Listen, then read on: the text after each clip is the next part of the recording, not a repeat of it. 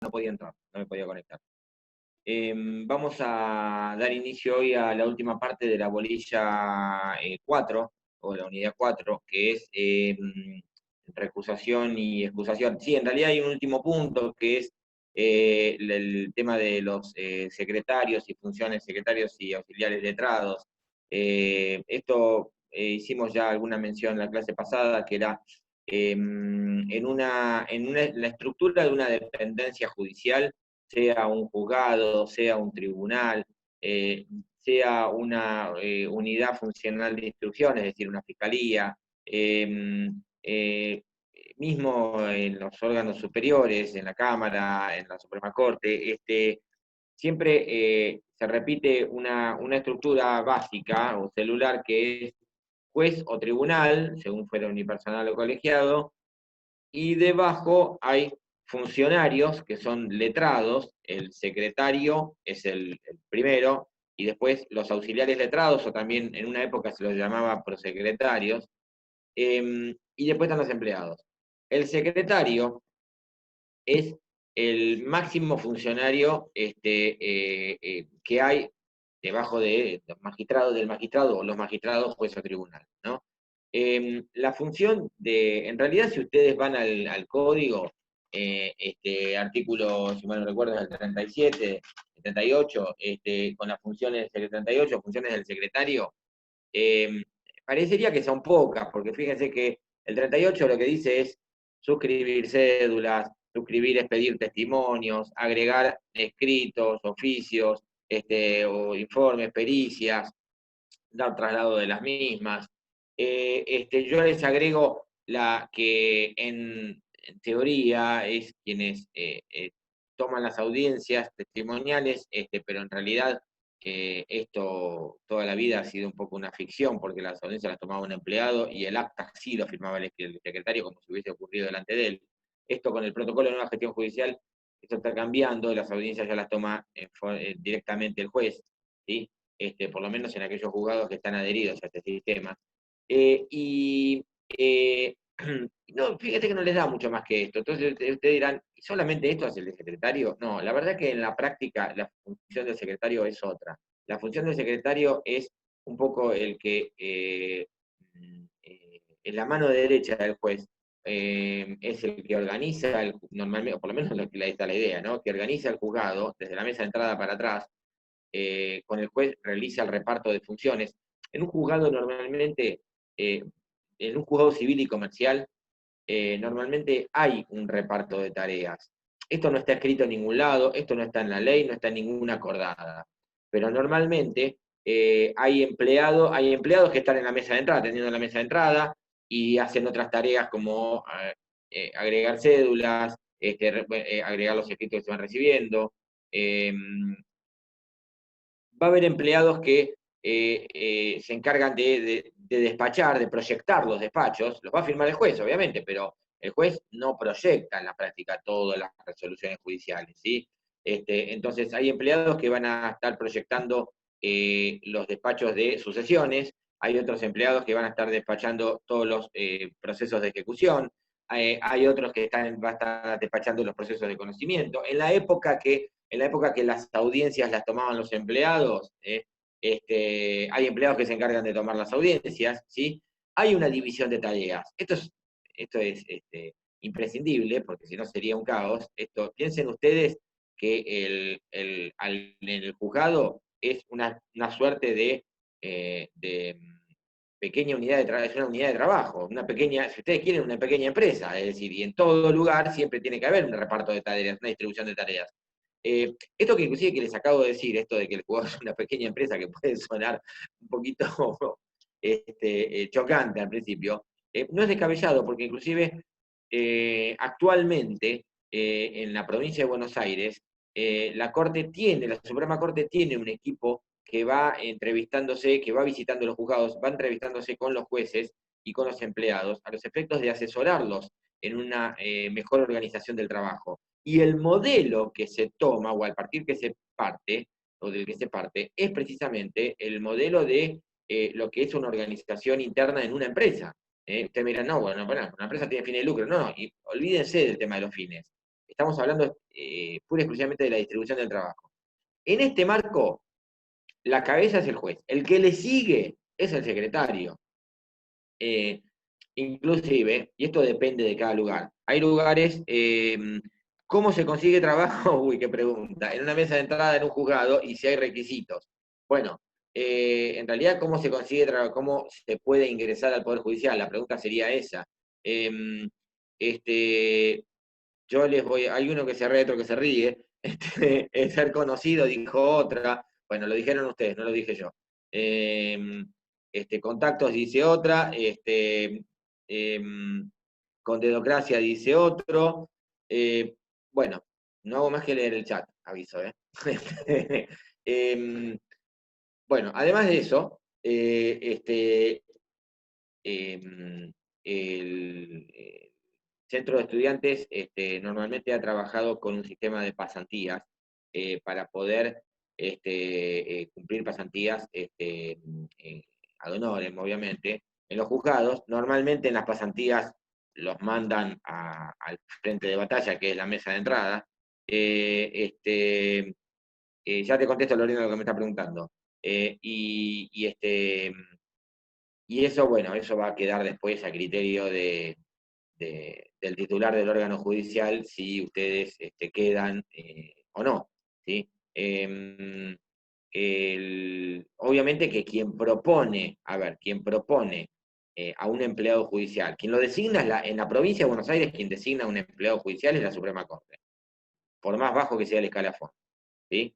Ahora, lo hace a propuesta del juez. Fíjense que en el 161 de la Constitución Provincial, artículo fundamental, porque es la competencia de la Suprema Corte, ¿eh? Eh, en los últimos incisos, en el último inciso dice, nombra empleados y funcionarios a propuesta de los titulares de la dependencia. ¿Sí? Eh,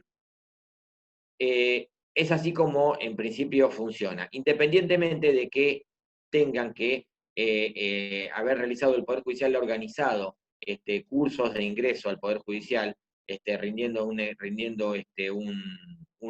examen. ¿Sí? Yo desconozco si actualmente es imprescindible eso. ¿Eh?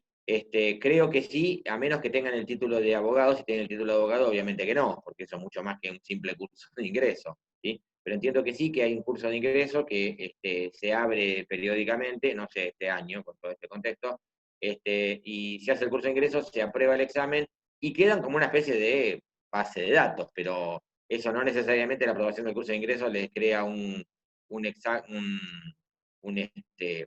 puesto en el Poder Judicial. ¿Sí? Obviamente que son muchos. Gracias, Lorena. Acá hay una compañera que lo que dice que ella rindió, lo aprobó y tuvo entrevistas en su momento. Y después, bueno, acá hay otra compañera que lo contesta, es hacer el curso, rendir el examen, las entrevistas y después esperar. En esa espera, obviamente, que va a haber otros elementos que ustedes mencionaron, no yo, que van a influir en aumentar o no las posibilidades de poder ingresar a una dependencia judicial. ¿Por qué? Porque el que lo tiene que proponer es el titular de la dependencia. ¿Sí? Eso lamentablemente es así. Puede ser, obviamente, por algunos de los motivos que ustedes indicaban, también puede ser de que ustedes hayan hecho una pasantía, le hayan visto realmente condiciones y haya quedado. Yo he visto casos así, no sé si son los más, pero he visto casos que realmente han sido así. Después, obviamente, queda la libre interpretación de ustedes que ya la han expresado por el chat. ¿Sí? Me remito a lo que ustedes han expresado. En la práctica, les decía, el secretario es la mano derecha del juez, y en algunos casos, sí, es necesario, y antes cerramos el tema de los empleados, que se produzca una vacante, sí, obviamente, tiene que producirse una vacante. No, no es raro que agreguen cargos, que agreguen, porque esto implicaría ampliar el presupuesto, ¿sí? Se tiene que producir una vacante. Hoy por hoy, obviamente, en la práctica los puestos de empleado judicial son codiciados, un poco por la estabilidad que eso genera, y también por la superpoblación profesional. La verdad que cuando yo empecé a ejercer la profesión, los empleados judiciales, eh, ninguno o muy pocos, excepcionalmente, los empleados judiciales eran abogados. Hoy es raro encontrar alguno que no lo sea. ¿Entienden? Casi todos los empleados judiciales son abogados hoy. ¿Sí? Antes no, antes eran legos, gente que había entrado al Poder Judicial y punto, y había ido aprendiendo estando ahí. Digamos, pero no eran abogados, ni siquiera estudiantes de Derecho. Por ahí alguno estando ahí se había puesto a estudiar y se había recibido, pero eran casos excepcionales. Eh, pero actualmente en la práctica la gran mayoría son abogados. Esto yo lo veo porque me encuentro, pues, no ahora, que no se puede hacer nada de forma presencial, pero en épocas que uno podía acudir a los juzgados, yo me encontraba con exalumnos míos de la facultad que yo les preguntaba y ya estaban todos recibidos, ¿sí? Y algunos inclusive estaban haciendo pasantías, ¿eh? Para poco empaparse de cuestiones que todavía le eran un poquito ajenas, y también para un poco entrar en la rueda, entrar en el sistema, hacerse conocido. Este, mm, bueno, sí, Mariano, los casos hay montones, ¿sí? Es decir, está el que hizo las pasantías y no quedó, y está el que hizo la pasantía y por ahí tuvo suerte y no quedó en esa dependencia, pero lo recomendaron para otra. Bueno, eso también hay un poco de factor suerte. Bueno, vamos a meternos en el tema de hoy, que ya estamos un poco fuera de hora, que es el de recusación y excusación. Eh, este, ¿Qué es la recusación? La recusación es el mecanismo en virtud del cual las partes pueden solicitar el apartamiento del juez de un proceso en el cual está interviniendo con por motivos que afecten la imparcialidad del juez, ¿sí? Ojo, es distinto de las cuestiones de competencia. Cuando nosotros planteamos una cuestión de competencia, declinatoria e inhibitoria, lo que estamos planteando es, el juez no es el que es competente, no es el que le corresponde intervenir en este proceso. ¿Está claro? Y le corresponde intervenir a otro. ¿Por qué? Por la aplicación de las reglas de competencia del artículo 5 y 6. En este caso es distinto. El juez sí es el competente, es el que le correspondería a priori intervenir, de acuerdo a la regla de competencia, pero hay alguna serie de circunstancias que son susceptibles de eventualmente afectar la imparcialidad del juez, que tiene que ser obviamente un tercero imparcial. Eh, ¿Qué es lo que ocurre? La ley prevé dos tipos de recusaciones. La recusación sin causa o sin expresión de causa y la recusación con expresión de causa. La recusación sin expresión de causa es aquella que, como su nombre lo indica, la parte recusante, es decir, quien pide la recusación del juez, el apartamiento del juez, no tiene la necesidad de, o está relevada, eximida, de expresar cuál es la causal de recusación. ¿Sí? Eh, no tiene necesidad ni de expresarla, ni mucho menos de probar cuál es la causal de recusación. Basta con plantear recurso sin causa al titular del juzgado número X, ¿sí? Juzgado Civil y Comercial número X de Mar del Plata. Este tipo de recusación este mecanismo ha sido criticado. ¿Por qué? Porque permite o permitiría el denominado forum shopping, es decir, elegir el juez que me va a tocar, ¿sí? Y descartar uno simplemente porque no me agrada, ¿sí? Sin tener que expresar absolutamente ni expresar, ni mucho menos probar por qué. Hoy por hoy, si bien en los proyectos de reforma, tanto del Código Procesal de la provincia como de la Nación, está previsto que desaparezca, hoy por hoy está y es ley vigente. Esto está previsto a partir del artículo 14. ¿Cuál es la oportunidad de plantear la recusación sin causa? El actor, al promover la demanda o en su primera presentación. La primera presentación puede ser, por ejemplo, a veces se pueden tramitar puede haber un procedimiento previo que son las diligencias preliminares o la prueba anticipada. Diligencias preliminares es cuando necesitamos establecer algún elemento, no lo vemos en esta materia, pero es para que lo entiendan. Las diligencias preliminares es cuando nosotros necesitamos de algún dato, algún elemento para poder interponer la demanda. ¿Sí? Entonces, promovemos un pedido de diligencia preliminar, que es un pedido al juez a los efectos de que pida, por ejemplo, un informe a una entidad determinada. ¿Sí? O necesitamos, por ejemplo, que saber si un inmueble está ocupado, quién lo ocupa y en carácter de qué. ¿Por qué? Porque para saber si tenemos que iniciar, primero necesitamos saber la acción cuyo objeto sea la desocupación del inmueble, ¿contra quién la tenemos que hacer? Es decir, viene un cliente nuestro, nos viene a ver una persona y dice, yo tengo un terreno, el terreno está ocupado, me lo ocuparon. ¿Quiénes son? No sé, yo fui, pregunté y me sacaron corriendo. Bueno, entonces, vamos a pedirle a un juez que libre una orden judicial y que vaya a un oficial de justicia a los efectos de que se constituya ahí y que pueda utilizar el auxilio de la fuerza pública, la policía, y que determine quiénes viven ahí. ¿Y en calidad de qué? De locatarios, lo que la gente dice inquilinos, que se llaman locatarios, de comodatarios, de intrusos, de tenedores precarios. ¿eh? ¿En calidad de qué? Que eso para qué? Para saber no solamente contra quién vamos a ir, sino qué acción vamos a interponer. Si están como locatarios, será un desalojo. Si están como meros intrusos, será también un desalojo. Si están como dicen que son dueños y que lo compraron, por más que tengan un boleto de compraventa recontra adulterado, tendremos que ir con otra acción, que es reivindicación. ¿Entienden? Eso es una diligencia preliminar. Yo cuando inicio una diligencia preliminar, ahí tengo que plantear la recusación sin causa. Si no hubo diligencia preliminar, cuando interpongo la demanda. Y el demandado, cuando contesta la demanda. O en el juicio ejecutivo, cuando opone excepciones. O su primera presentación. En el juicio ejecutivo, cuando yo ejecuto un pagaré, lo primero que recibe el demandado es una intimación de pago. ¿Sí?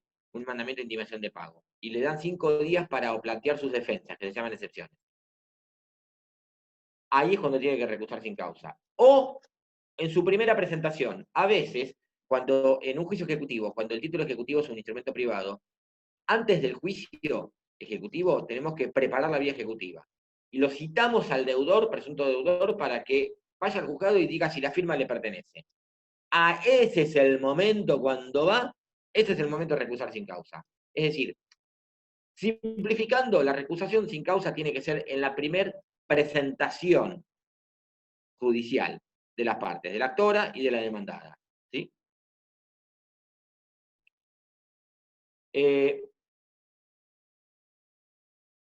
¿Cuántas veces se puede recusar sin causa? Una sola en el proceso. No puedo recusar más de una vez sin causa. Y si son varias partes, una sola puede hacerlo. Si lo hizo una, ya, y son varias partes ocupando la misma posición, ustedes van a ver cuando veamos la bolilla de parte, que la parte actual y la parte demandada no necesariamente tiene que ser una sola, puede ser que sean varios actores y varios demandados. Varios actores contra un demandado, un actor contra varios demandados, o varios actores y varios demandados. Eso se llama litis consorcio. Cuando son varios actores, hay un litis consorcio activo. Si son varios demandados, litis consorcio pasivo. ¿Sí? Ahora, si uno de los actores, supongamos que son, no sé, en un accidente de tránsito vuelca un colectivo y sufren lesiones 10 pasajeros. Los 10 pasajeros actúan conjuntamente en un proceso. Uno de ellos deduce la recusación sin causa, ya está deducida para todos los otros 9. ¿Está claro? Es decir, basta que un liticonsorte, una de las partes que actúen en el liticonsorcio, la haya deducida, ya agotó la posibilidad para todos. Otra cosa más.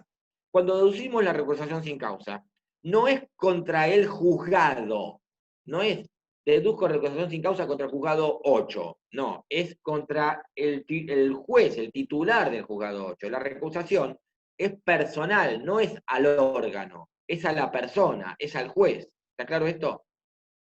Es decir, cuando usted tenga que plantear la recusación sin causa, tienen que poner a qué juez están recusando. ¿Sí? Independientemente que sea, sí, pueden ponerle, sí, además, titular del juzgado civil y comercial, número X, pero tiene que poner a quién, nombre y apellido, ¿sí? No es al órgano. Una vez, ¿cómo es el trámite? Es muy simple. Planteada la recusación sin causa, el juez se abstiene de continuar interviniendo y pasa las actuaciones al que le sigue en turno, dice la ley, el artículo 16. Pero, en la práctica, ¿qué es lo que ocurre? El juez lo que hace es, manda las actuaciones a la receptoría de expedientes que resortea al juzgado que va a intervenir. Y se lo manda al juez que haya sido sorteado. ¿Sí? Es así el tema. ¿Por qué? Porque en materia civil y comercial el turno se determina por sorteo, no por tiempo, como en materia penal. En materia penal hay un juez que está de turno, del 1 al 15, otro del 16 al 31, otro del 1 al 15 el otro mes, etc. No, acá es por sorteo. ¿Sí? Entonces, planteo la recusación, el juez se inhibe de seguir interviniendo y se desprende de las actuaciones. Bueno, a ver, preguntas del chat. Dice, ¿puede repetir cuándo puede plantearse? En la primera presentación de la parte actora y de la parte demandada. Una historia clínica puede ser para pedir, sí, puede ser. Igual ahora hay una ley de historia clínica que obligan a los establecimientos asistenciales a darte historia clínica en 48 horas. Pero si no te lo hiciera, podés hacerlo.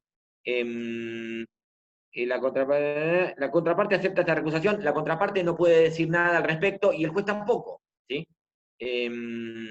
En distintos procesos me tocan varias oportunidades al mismo juez. ¿Lo puedo recusar siempre? Sí, sí, por supuesto, porque esto se referido al proceso.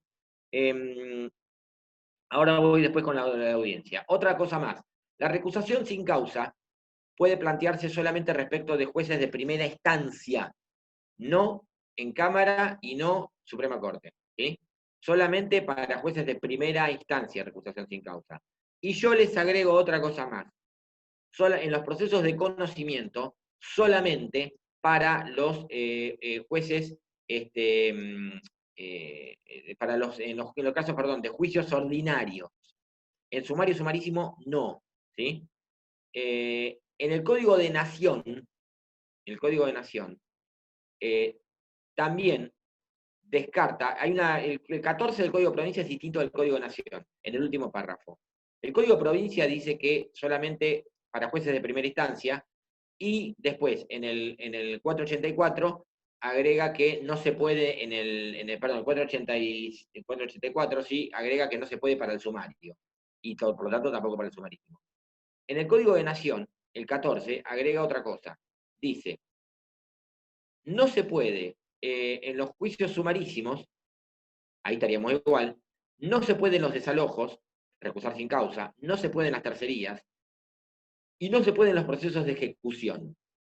Esto de procesos de ejecución ha dado motivo a una discusión, porque en la segunda parte vamos a ver que la ley prevé tres tipos de procesos de ejecución. Ejecución de sentencia, ejecución hipotecaria y prendaria, o ejecuciones que se llaman especiales, y juicio ejecutivo.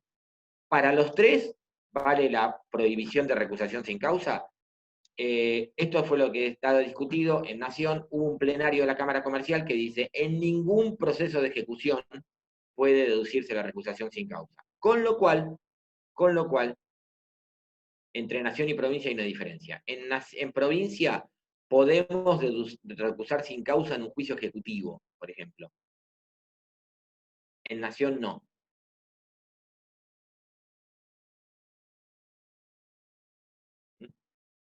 Es decir, las prohibiciones de recusación sin causa en provincia se limitan a sumario y sumarísimo. en Nación, sumarísimo, sumario no porque no hay, sumarísimo, desalojos, tercerías, procesos de ejecución, todos no se puede recusar sin causa. Bueno, vamos a meternos ahora sí en la recusación con causa.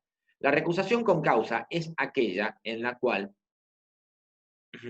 una de las partes solicita el apartamiento del juez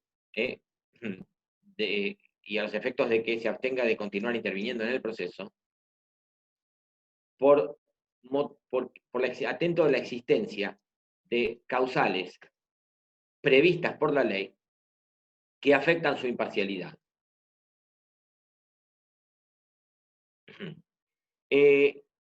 Ya les voy adelantando que para poder plantear una recusación con causa, es necesario que el juez esté incluido en alguna de las causales de recusación. Las causales de recusación las establece la ley en forma taxativa. Son esas y nada más que esas, las que están en la ley, ¿sí?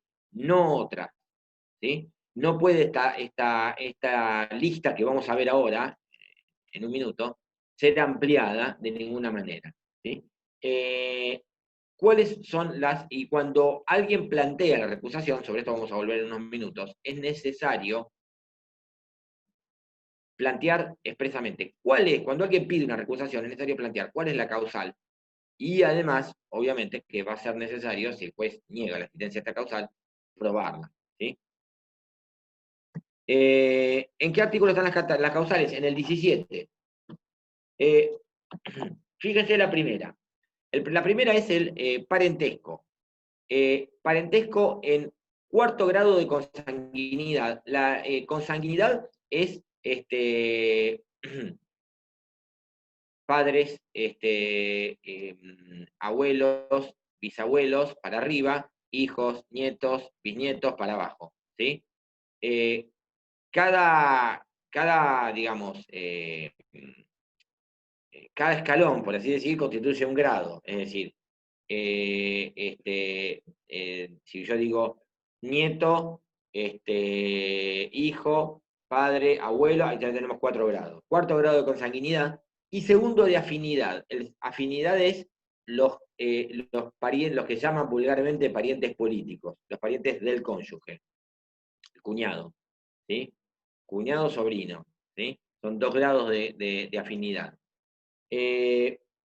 Cuando hay parentesco dentro de esos grados, con ese límite, el juez puede ser, ¿parentesco con quién? Con alguna de las partes o sus letrados, ¿sí? El juez puede ser recusado con causa. La segunda es tener el juez o sus parientes en el grado indicado anteriormente interés en el pleito, ¿sí? ¿Qué significa interés en el pleito? Que en realidad la palabra pleito está no muy felizmente utilizada en el proceso, que el juez o sus parientes se perjudiquen o beneficien con el resultado del proceso. Es decir, el interés está dado por la incidencia que el resultado del proceso pueda tener respecto del juez o de sus parientes. Si les Profe, es indiferente quién gana, quién pierde y en qué medida, no hay interés. Ahora, si no les es indiferente, si se benefician o perjudican, obviamente que sí van a tener un interés. ¿puedo hacer Eh, una pregunta? sí, O sea, escucho. ahí la parte es la que pide la recusación, ¿no? Sí, Pero no sería como, o sea, obviamente estaría bien que la parte diga, me va a beneficiar el juez con esto, pero yo si soy parte, por ejemplo,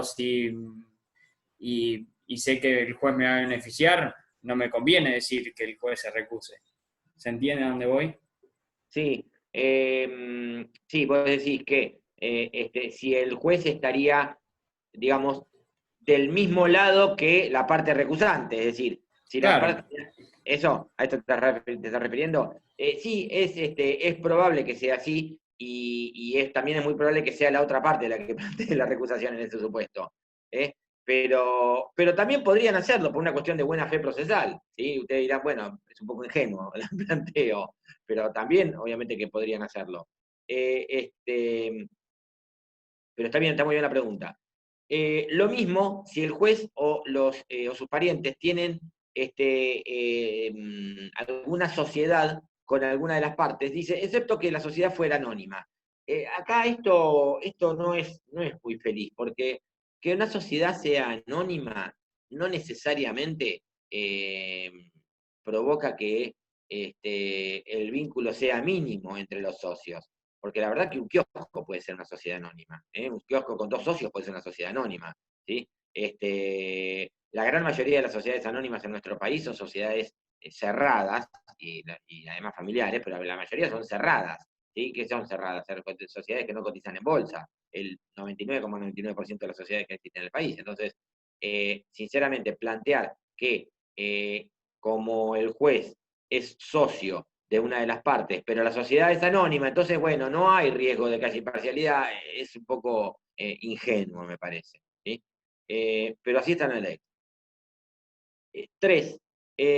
Tener el juez, dice la ley otra vez, pleito, pendiente, con el recusante. Es decir, si hay un proceso pendiente entre el juez y alguna de las partes, la parte que tiene el pleito pendiente, el proceso pendiente con el juez, puede recusarlo. Pero fíjese que es solamente esa, no la otra. Ser el juez acreedor, deudor o fiador de alguna de las partes, excepto que sean bancos oficiales. Bueno,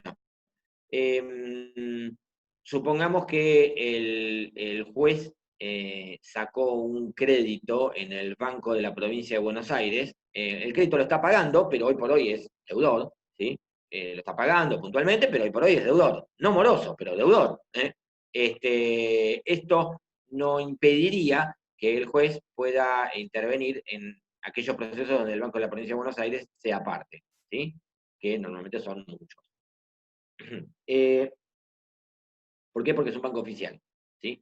Ahora, si lo mismo ocurriera con un banco privado, el que se les ocurra, Frase, Galicia, el que quieran, ahí la situación sería distinta, ¿sí? 6, 5, perdón. Ser el juez haber sido denunciante o denunciado por alguna de las partes o sus letrados con anterioridad al inicio del pleito. Acá hay varias cuestiones. Cuando hablamos de que el juez haya sido denunciante o haya sido denunciado por las partes o sus letrados, dice el recusante, pero esto jurisprudencialmente se entiende las partes de sus letrados, se refiere a denuncia penal. ¿Mm? A denuncia penal.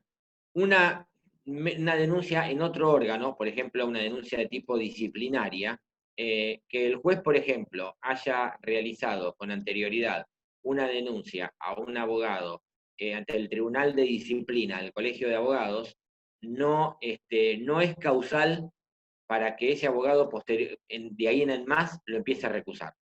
¿Está claro? Porque es una mera denuncia disciplinaria. ¿Sí? Tiene que ser una denuncia penal. E inclusive, jurisprudencialmente, se ha considerado que además a esa denuncia se le tiene que haber dado curso. Si la denuncia fuese desestimada in limine, porque, por ejemplo, el hecho no es delito, ¿sí? Tampoco sería una causal de recusación. La denuncia, además, tiene que ser penal y además se le tiene que haber dado curso, es decir, tiene que haberse dado inicio a las actuaciones para el proceso penal a partir de esa denuncia.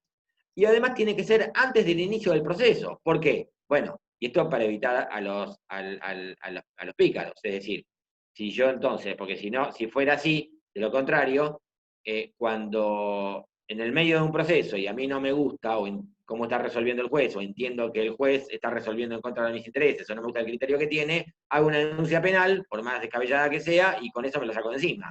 ¿Sí? Otra vez seríamos el forum shopping. Entonces, no puedo andar eligiendo los jueces, de acuerdo a mi parecer. Entonces, la denuncia penal tiene que ser antes del inicio del proceso. a ver, preguntas del chat. Lo que hace el juez es excusarse, ahora lo vamos a ver. Sí, sí, Lucas, sí, lo que vamos a ver, lo que hace el juez es excusarse, después lo vemos. La que sigue es ser o haber sido el juez denunciando, denunciado en los términos de la ley de enjuiciamiento. ¿Sí? Mm, Acá también se requiere que la denuncia haya prosperado, que no haya sido desestimada in limine. Recuerden que en la provincia de Buenos Aires, en el proceso de remoción, esto lo habíamos explicado, comienza con una denuncia ante la Secretaría de Enjuiciamiento de Magistrados de la Suprema Corte. Yo radico la denuncia y la Secretaría va a evaluar si le da curso o no a la denuncia. Si no le da curso y esa denuncia es desestimada, sin que se inicie el proceso sin que se dé inicio al proceso de enjuiciamiento, no es causal de recusación. ¿Sí? Es decir, para que yo pueda decir, señor juez, yo a usted, anteriormente al proceso, le hice una denuncia en la Suprema Corte, solicitando la remoción de su cargo. ¿Sí? Acá está la copia de la denuncia. Para que eso sea causal de recusación, la Secretaría de Enjuiciamiento tendría que haber le tendría que haber dado curso a la denuncia. ¿Sí?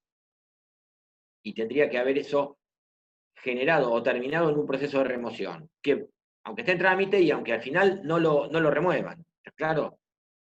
Pero la mera denuncia, la mera denuncia ante la Secretaría de Enjuiciamiento no es causal de remoción, le tiene que haber dado curso. 7.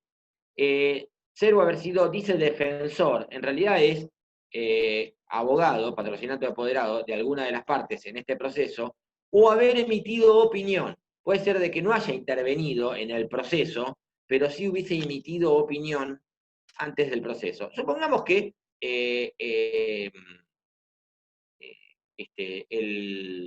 juez, antes de juez, desempeñó la profesión de abogado, la profesión liberal de abogado. Un buen día se presentó para el concurso para el juez, ganó y lo designaron. Y asumió el cargo. Obviamente que va a haber procesos en los cuales intervenía anteriormente como abogado. No puede seguir interviniendo como juez. ¿Sí? Entonces, en ese caso puede ser recusado. Después vamos a ver en un rato que lo que va a hacer espontáneamente se va a inhibir espontáneamente intervenir, que se llama excusación. Pero supongamos que no lo hiciera. Puede ser recusado por las partes. Lo mismo si, aunque no haya intervenido en ese proceso, emitió una opinión, fue consultado. Ya eso implica ¿esta cuál es la causal? Prejuzgamiento. ¿Sí? Ya emitió una opinión previamente, ¿sí? Antes de dictar sentencia. El prejuzgamiento es una causal de recusación.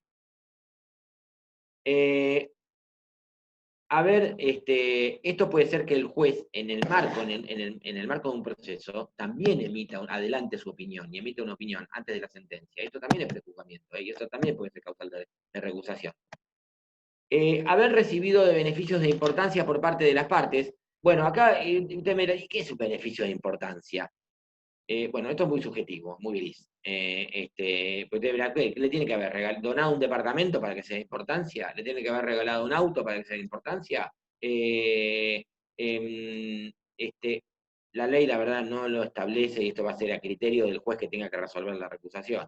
Obviamente que, y esto lo vamos a ver en un rato, ante la duda, el juez normalmente acepta la causal de recusación o directamente antes de eso se excusa para no tener problemas, por algo que vamos a ver en un rato. Las últimas dos se refieren a la amistad y la enemistad. En la 9, la causal 9, es tener con alguno de los litigantes, y agrego sus abogados, amistad que se manifieste por trato frecuente, familiaridad o frecuencia de trato. Esto también a veces puede ser un poco subjetivo, porque yo le voy a decir, bueno, tenemos que definir mi amistad, ¿no? A veces la palabra amistad, o uno dice, no, sí, es amigo mío, y por ahí no es en realidad amigo mío. Eh, este, por ahí es un simple conocido. Imagínense que esto es respecto de las partes y sus abogados.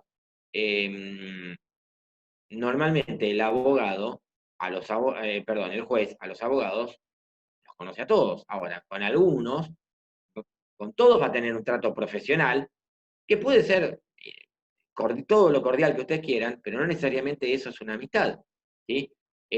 La amistad pasa por otro lado, es decir, que haya un trato frecuente, tiene que ser frecuente, y fuera del ámbito estrictamente profesional, esto es respecto de los letrados, y obviamente también de las partes, ¿no? Les pongo un ejemplo. Yo, además de ser adjunto de esta cátedra, soy adjunto de Derecho Procesal Civil, de una de las dos cátedras de Derecho Procesal Civil. Hay, por ejemplo, uno de los integrantes de la cátedra es juez de la Cámara de Apelaciones. Tenemos un trato recontra cordial, ¿sí? Y de hecho yo soy adjunto y él es ayudante, decía, hasta le diría, estaría debajo mío, está debajo mío jerárquicamente en la cátedra. Ahora, eso no nos convierte en amigos, ¿sí? El trato es estrictamente profesional, la vez que yo tengo que tratar en el marco a veces de una audiencia, o académico, es decir, tomar examen juntos, ¿sí? O hablar por cuestiones académicas, pero eso no me convierte en amigo, y no se excusa, y no lo voy a andar recusando tampoco, y la otra parte tampoco le va a andar recusando. Es decir, para que un juez, por razones de amistad, pueda ser recusado, amistad con las partes o sus letrados, tiene que tener, repito, un trato que exceda el mero trato profesional y que además sea frecuente, es decir, que se visiten, que vayan a comer juntos, que se saluden para su cumpleaños, es decir, lo que ustedes hacen con sus amigos, ¿está claro? No es un mero conocimiento. Bueno, el 10 es más subjetivo todavía, porque la causal es la enemistad. ¿Y qué enemistad? La que se manifieste por odio o resentimiento manifiesto. Eh, y acá también es un problema, porque yo realmente una persona me puede caer muy mal, pero por ahí no lo exteriorizo. ¿Eh? Y me puede caer muy mal, pero tampoco lo convierte en mi enemigo. ¿Sí? Digo, la verdad, es un tipo que yo no concilio con cómo maneja su vida, o con cómo se maneja él en la vida, o qué códigos tiene para trabajar, pero eso no por eso lo voy a estar odiando, es decir, él hace su vida y yo hago la mía. En la medida que no me moleste, que no me jorobe, que no me perjudique, estamos entonces. Tiene que ser algo que tiene que ser esta enemistad, tiene que exteriorizarse. Es por eso que además no basta con el mero odio o resentimiento, sino que tiene que estar exteriorizado. Esto ha motivado que algunos casos, algunas personas, particularmente algunos letrados, han quizás sobreactuado y exteriorizado odio o resentimiento a los efectos de generar de ahí a futuro una causal de recusación. Esto además tiene que ser, los hechos que tienen que ser conocidos, tienen que ser anteriores al proceso. La causal hay que plantearla, anteriores o en algún caso sobreviniente, que esto es lo que vamos a ver ahora. La causal hay que plantearla en la misma oportunidad que para la recusación sin causa. Es decir, la parte actora en la demanda o su primera presentación, la parte demandada en contestar la demanda, su primera presentación en los juicios ejecutivos en provincia, que se permite al oponer excepciones o en su primera presentación.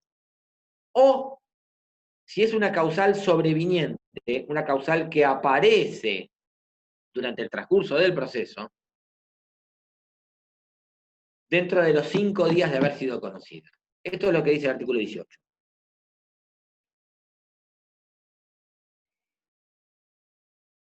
Vamos con entonces,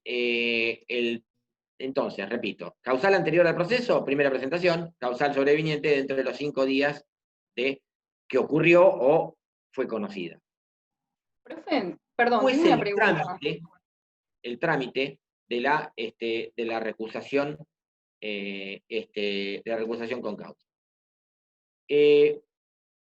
La ley lo que primero hace es explicar cómo es el trámite cuando ustedes recusan al integrante de un órgano colegiado y después cuando recusan a un juez unipersonal de primera instancia. Fíjense a partir del artículo 19. Primero, cuando ustedes recusan al integrante de un órgano colegiado, el órgano competente para resolver la recusación es el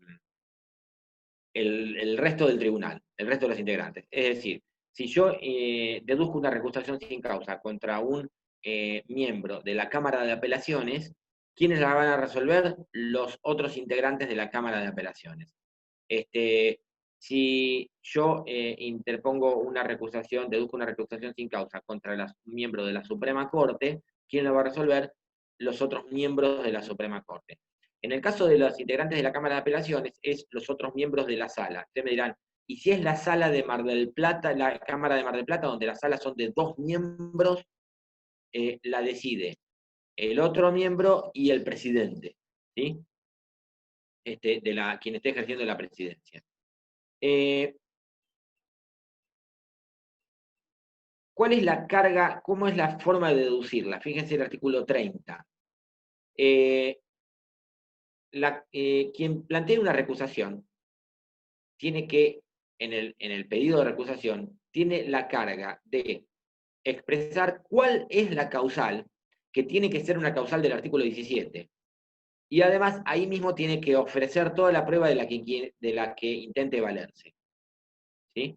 Es decir, si yo digo que el juez es amigo de la contraparte, voy a tener que plantear, es decir, tengo que plantearlo y además tengo que probarlo que es amigo, ¿sí? Por ejemplo, mediante testigos, que saben que los han visto juntos, en reiteradas oportunidades, etc. Antes de seguir, buenas tardes, tengo una pregunta. Me confunde un poco la cuestión de frente a qué jueces puede ser presentado en una recusación. Con expresión, el tema es así, repasamos. A ver, recusación sin expresión de causa, en principio, todos menos, únicamente primera instancia. Únicamente primera instancia. Recusación sin expresión de causa, únicamente jueces de primera instancia. Pero además, en el código de provincia no se puede en juicios sumarios y sumarísimos, solamente en los ordinarios. Y en el código de nación no se puede en los sumarísimos, no se puede en los desalojos, no se puede en las tercerías, no se puede en los procesos de ejecución. Todos. ¿Sí? Después, respecto de, estábamos diciendo, ¿ante quién se plantea y quién la resuelve? Si yo recuso un juez de la Cámara de Apelaciones, el pedido de recusación lo presento en la Cámara de Apelaciones. ¿Quién lo resuelve? Los otros jueces de la Cámara de Apelaciones. El juez recusado no. ¿Sí? Obviamente no va a decidir su propia recusación. Si yo recuso a un ministro de la Suprema Corte, ¿dónde presento el pedido de recusación? En la Suprema Corte. ¿Quién lo resuelve? Los otros jueces de la Suprema Corte. Bien. Yo planteé la recusación ante la Cámara o ante la Suprema Corte, según que estoy recusando un camarista o un miembro de la Suprema Corte. Tuve que poner la causal. Si no expreso en el pedido de recusación la causal, el 21 dice que la van a rechazar in limine, sin siquiera tratarla. No le dan curso. ¿Sí? Es desestimada de plano. Si yo expresé, cumplí la carga de expresar la causal y ofrecí la prueba, el 22 dice que se le pide un informe al magistrado recusado. Es decir, yo recuso al juez X de la Cámara de Apelaciones de Mar del Plata. Entonces, la Cámara de Apelaciones le va a preguntar al juez X si es cierto o no la existencia de esta causal. ¿Sí? Este es el pedido de informe. Le pide un informe al magistrado recusado. ¿Sí? Lo mismo en el caso de un ministro de la Suprema Corte. Acá hay dos posibilidades. El juez acepta la causal de recusación, la reconoce, y en ese caso inmediatamente queda apartado del proceso, de ese proceso, no del cargo, que quede claro, de ese proceso. La segunda opción es no acepta la causal, niega la existencia de la causal. Dice, no, no, esto es mentira. No es verdad. No hay ninguna causal de recusación. Y en ese caso, el incidente de recusación se abre a prueba. Ojo que yo dije el incidente de recusación. ¿Por qué incidente de recusación? No lo vamos a ver en esta materia, pero se los voy adelantando. Los incidentes son procesos dentro del proceso. Un pequeño proceso dentro del proceso que no decide la cuestión principal, eso es un incidente, ¿sí? Entonces, acá se generó una cuestión dentro del proceso, que no es la cuestión principal. El proceso puede haber sido de desalojo, de daño y perjuicio, de cumplimiento de contrato, lo que se ocurra, ¿sí? Acá estamos decidiendo solamente, estamos planteando y decidiendo la recusación. Entonces, eso es un incidente. Entonces, el magistrado negó la causal, ofrece la prueba, se abre a prueba y se recibe la prueba dentro del plazo de 10 días. Y después de eso, la Cámara, si era un camarista recusado, resuelve, la Suprema Corte, si era el ministro de la Suprema Corte, resuelve, ¿sí? Si rechazan la recusación, el juez continuará interviniendo en el proceso. Si hacen lugar a la recusación, queda definitivamente apartado de ese proceso, ¿sí? Vamos con la recusación sin causa contra un juez de primera instancia. Perdón, con causa contra un juez de primera instancia. Yo interpongo o deduzco el pedido de recusación con causa. El juez lo recibe y el juez no puede recibir su recusación, no puede decidir su recusación.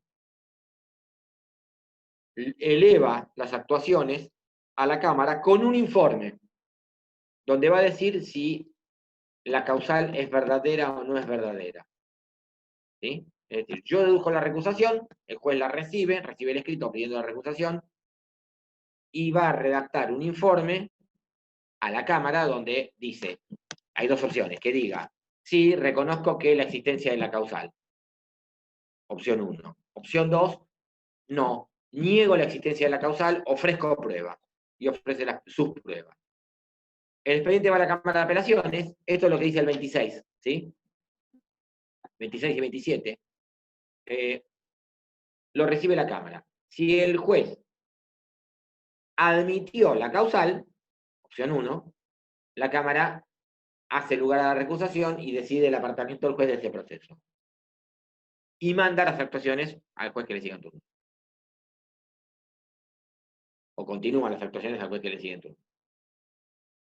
Si la Cámara rechaza, si el juez negó la existencia de la causal, la Cámara abre a prueba el incidente y se producen las pruebas. Se declaran testigos, se piden informes, etc. Y después la Cámara resuelve, ¿sí? Mientras tanto, ¿qué pasó con el proceso? ¿Sí? ¿Queda detenido? No. Fíjese, el 26 y el 27, el juez lo que hace es, recibe el incidente de recusación, juez de primera instancia. Redacta el informe, prepara un expedientillo, expediente chiquitito, que va a ser el incidente de recusación, lo manda a la Cámara, y el expediente en el cual estaba interviniendo, lo manda al juzgado que le siga en turno. En realidad lo manda a la receptoría para que resorteen y se lo mandan a otro. Entonces, supongamos que recusamos al juez del juzgado civil 8. Ojo, digo 8 como podría decir cualquier cosa, El juzgado civil 8. El titular del juzgado civil 8 lo que hace es, recibe el pedido de recusación, prepara su informe a la Cámara, con eso forma un pequeño expediente, que es el incidente de recusación, lo manda a la Cámara de Apelaciones, y del expediente principal, el que estaba interviniendo, se desentiende, no puede seguir decidiendo. Y lo manda a la receptoría para que resorteen y va a caer en el juzgado 14, pongámosle. Y continúa mientras tanto hasta que se resuelva la recusación en el juzgado 14. Artículo 28. Efectos. Si se rechaza la recusación, se hace saber al juez recusado y al que está interviniendo por ahora, el del 14, y el del 14 le tiene que devolver las actuaciones al juzgado 8. Acá no pasó nada. Si se hace lugar a la recusación, se hace saber al juez recusado y al que está interviniendo, provisoriamente se le hace saber que va a intervenir definitivamente. Ya quedan las actuaciones en el juego 14 para siempre. ¿Sí? La recusación puede ser calificada de maliciosa, y fíjense que tiene una multa, es un ejemplo de multa procesal de hasta 15 IUs, el artículo 29. La recusación es maliciosa cuando es notoriamente infundada. ¿Sí? Notoriamente infundada. Esto, ojo, es delicado, ¿sí? Porque no deja de ser un derecho de las partes el de establecer la recusación, ¿sí? Pero está la posibilidad de que sea interpretada como una suerte de, entre comillas, chicana procesal, y pues sea calificada de maliciosa. Sin perjuicio que las partes puedan pedir el apartamiento del juez. Cuando el juez advierte la existencia de una causal de recusación, el juez debe excusarse. Y acá entramos en otro instituto, que es el de la excusación. La excusación es la figura o el instituto en virtud del cual el juez espontáneamente se aparta de intervenir en un proceso, se abstiene de contener o inhibe de continuar interviniendo en un proceso, cuando existen causales que afectan su imparcialidad. Ahora, las causales de la excusación son no solamente las del artículo 17, es así, sino también, fíjense la primera parte del artículo 30, cuando estuvieran alguna de las causales del artículo 17, y también podrá hacerlo por cualquier motivo que afecte su motivos graves de decoro o de delicadeza. Esto significa que la excusación no es, para las causales de excusación, no es un numerus clausus, es número cerrado, no son taxativas, son abiertas para cualquier supuesto en el cual, por decoro o delicadeza, el juez considere que no va a ser imparcial. Algo que es una zona gris y que puede llegar a ser subjetivo. ¿Sí? ¿Cómo es el trámite de la excusación? Repito, las causales de recusación son taxativas. Las causales de excusación no, porque queda abierto a cualquier motivo de decoro o delicadeza. Ahora, lo que puede ser un motivo de decoro o delicadeza para uno, puede no serlo para el otro. Y fíjense, las partes no pueden, el 31, las partes no pueden oponerse a la excusación, ni dispensar las causales. No pueden decir, no hay problema, nos hacemos cargo de las causales, pero queremos que usted siga interviniendo. No pueden. La decisión es una decisión que las partes no pueden alterar. Pero el que sí puede oponerse es el juez que le sigue. Es decir, el juez del juzgado civil 8, vamos a poner un ejemplo, se excusa de estar interviniendo en un proceso. Manda las actuaciones a la receptoría de expedientes. Resortean, cae en el juzgado 14, y el juez del juzgado 14 lo recibe, lee la resolución por la cual se excusa y dice, la verdad que yo no veo que haya un motivo de decoro o delicadeza, ni tampoco está alegada una causal. Rechazo la excusación. Si puede aceptarla, si la acepta, las actuaciones quedarán en el juego 14. Ya está. No se habla más del tema. Ahora, puede el juez que recibe las actuaciones, el que le sigue en turno, puede rechazar la excusación. Y en ese caso, forma un incidente de excusación y va a la Cámara. Mientras tanto, las actuaciones siguen en el juego 14. Una consulta, doctor. ¿Es lo mismo renunciar que excusarse en el caso a del ver, juez? la renuncia de un juez es cuando renuncia a su cargo de juez, para todos los procesos. ¿Sí? Exacto. No vamos al juzgado, renunció. La Perfecto. excusación es que se inhibe en un proceso determinado. Después siguen trabajando en todo lo demás, siguen interviniendo en todo lo demás, pero para un proceso determinado. La falta de excusación es una causal de enjuiciamiento, es causal de mal desempeño, ¿sí? No es un delito, obviamente, pero es causal de mal desempeño, y es causal de enjuiciamiento. ¿Mm? Es decir, el juez que, habiendo una causal de acusación, miró para el costado y siguió interviniendo.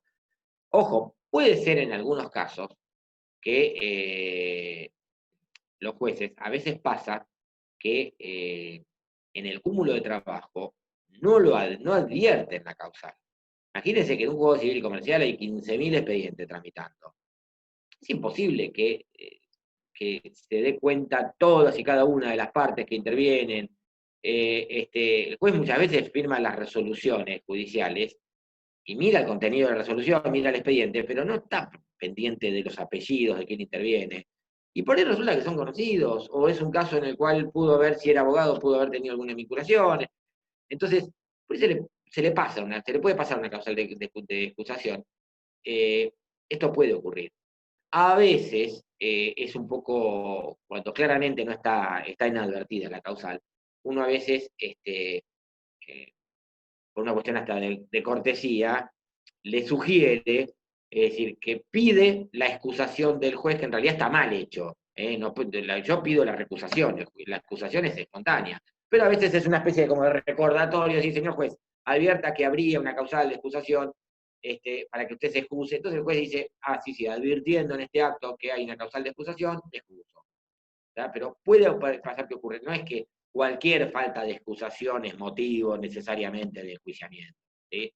Ahora, si hay alguien que ha planteado que es un poco lo que decían al principio, ha planteado una recusación, y el juez, sabiendo la existencia de esta causal, la negó, de la misma manera que una recusación absolutamente infundada, descabellada, puede ser calificada de maliciosa, si un juez negó la existencia de la causal, que después se prueba acabadamente, quiere decir que es un juez que no se excusó. No solamente no se excusó, sino que además negó la causal. Persistió en su falta de excusación. Bueno, ahí ya podemos estar hablando de algo más serio. Hubo un grado de intencionalidad en el juez en la falta de excusación. Bueno, terminaba a ver las preguntas que quedaron. Entonces, en primera instancia, ¿conviene siempre presentar la recusación sin causa, por más que existan causales? Sí, sí. En primera instancia, sí, conviene, obviamente, es más fácil presentar una recusación sin causa, a la pregunta de Simón, porque no te pones sobre la espalda la carga de la prueba de la causal, ¿sí? Lo que pasa es que estás muy limitado en provincia a procesos ordinarios, que en la práctica son los menos. Esto lo vamos a ver en la segunda parte. ¿En cualquier momento puede excusarse? Sí, en cualquier momento. Sí, obviamente que en cualquier momento. No hay un límite en cuanto a eso porque es una cuestión de orden público. El trámite en que ese artículo se encuentra, en el 30 y el 31, excusación, oposición y efecto. Nada más, son 16 y 16. El examen es, si mal no recuerdo, el viernes de la semana que viene, ¿verdad? El viernes 9, ¿sí? Bueno, Sí, el 9. de manera tal que la idea es que hasta qué unidad entra, hasta las 6, y en el caso de los de elementos, también la parte de universidad y abogado. Los de teoría general del proceso, hasta las 6. ¿Se puede excusar sin causa más de un juez en el mismo? Sí, obviamente, que puede ser que un juez se excuse, en realidad la excusación es, en principio, no existe excusación sin causa, es decir, la excusación tiene que tener una causal, una del 17 o otro motivo de decoro de delicadeza, pero tiene que haber una causal. Pero puede ser de que pase a otro juez que también se excuse, sería mucha casualidad, pero puede llegar a ocurrir. Les decía, el examen entra para teoría general del proceso hasta las 6 inclusive. Con las 6, yo acabo de hablar con la doctora Villegas, va a estar terminando la doctora Villegas el día viernes. La doctora Giovanero creo que está terminando a las 5 el día lunes. Y de manera tal de que el miércoles que viene, la idea era que para el miércoles no quedaran temas para dar, porque no darles algo 2 días antes del parcial, ¿sí? Porque el miércoles que viene sería el 7, ¿no es cierto? Entonces, la finalidad del encuentro va a ser preguntas, ¿sí? Una clase de poco de repaso, ¿sí? Es decir, los que quieran hacen preguntas y agotamos las preguntas y espero poder contestarlas. Pero la idea es que sea una clase de repaso. ¿Estamos? Bueno, nada más. Nos vemos el miércoles que viene. Gracias a todos.